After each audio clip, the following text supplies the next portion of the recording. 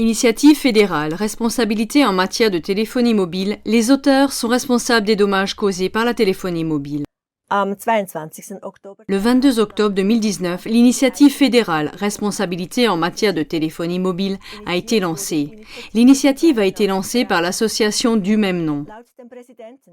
Selon le président de l'association, ses membres ont eu différentes expériences avec la téléphonie mobile et pensent que les gens doivent être informés des effets de cette technologie.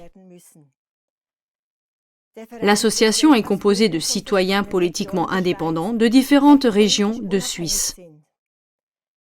Cette initiative populaire fédérale vise à étendre à l'industrie de la téléphonie mobile la responsabilité générale des produits, ce qu'on appelle le principe du pollueur-payeur.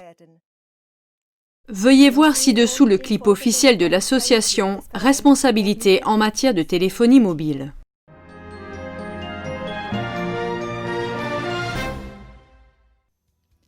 Initiative fédérale, responsabilité en matière de téléphonie mobile. Changement de paradigme pour les auteurs de dommages liés à la téléphonie mobile.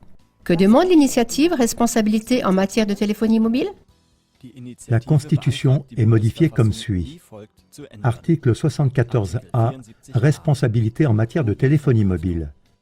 Premièrement, le concessionnaire répond des dommages corporels ou matériels dus à l'exploitation d'une installation émettrice pour téléphonie mobile ou pour appareil récepteur sans fil. Deuxièmement, il n'est libéré de sa responsabilité que s'il apporte la preuve que le dommage n'est pas dû à l'exploitation de l'installation émettrice. Troisièmement, si l'installation émettrice n'appartient pas au concessionnaire, le propriétaire répond des dommages solidairement à lui. Pourquoi une initiative populaire pour la responsabilité en matière de téléphonie mobile? Parce que la Confédération ne nous protège pas.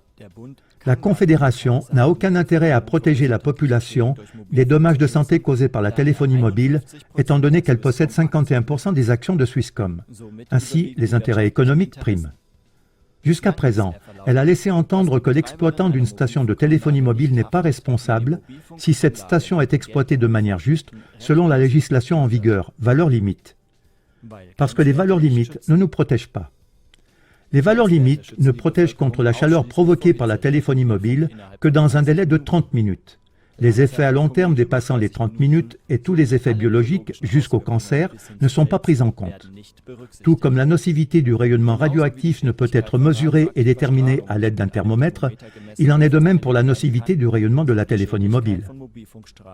Parce que le principe du pollueur-payeur s'applique également aux dommages causés par le rayonnement de la téléphonie mobile. Au travers du renversement de la charge de la preuve, l'exploitant d'une station émettrice doit répondre des dommages causés aux personnes et aux biens matériels dans le périmètre mesurable de la station émettrice. Parce que la nouvelle génération de téléphonie mobile 5G signifie une augmentation considérable des stations émettrices et de l'exposition au rayonnement. Plus de 180 médecins et scientifiques de 35 pays ont signé un moratoire demandant de cesser le développement de la technologie 5G tant que les risques potentiels pour la santé ne sont pas clarifiés. Parce que les dommages causés par la téléphonie mobile sont connus.